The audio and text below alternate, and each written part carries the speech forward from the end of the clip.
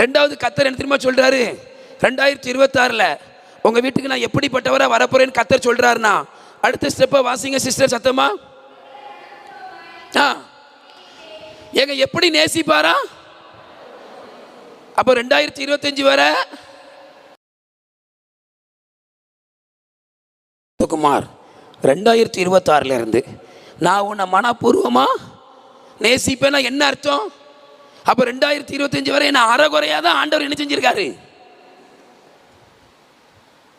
அப்ப ஆண்டவரும் அறகுறையா நேசிப்பாரு சரியில்லைண்ணா. கர்த்தர் சொல்றாரு 2020 வரை நீ பண்ணின சேட்டைக்கு கொஞ்சம் அறகுறையா தான் உன்னை நேசிச்சேன், அறகுறையா தான் கொடுத்தேன், கேட்டதுல பாதி கிடைச்சிது, மீதி கிடைக்கல.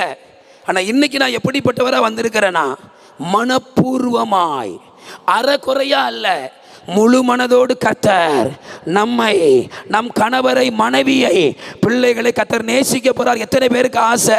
கையை தட்டி ஒரு ஆமென் சொல்லுங்களேன். மனப்பூர்வமாய் எங்களை நேசிக்க போறதற்காக ஸ்தோத்திரம்.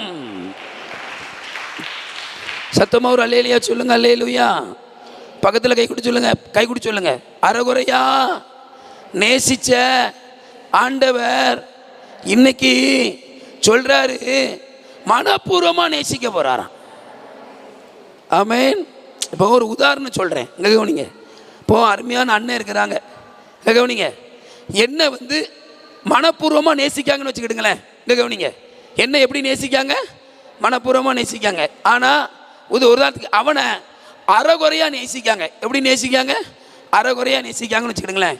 கவனிங்க. இப்போ அண்ணன் கையில் 2 கேக்கு பார்சல் இருக்கு. ஒன்று ஹனி கேக், ஒரு கேக்கே 25 ரூபா, செம்ம ஸ்வீட்டாக இருக்கும். ஒரு 10 கேக் இருக்கு. இன்னொரு கையில் டீ கேக்கு, இந்த இனிப்பு இல்லாமல் இருக்கும்ல, ஒயிட் கலர் கேக்கு, 5 ரூபா கேக்கு, அது இருக்கு. இப்போ யாருக்கு எது போவோம்?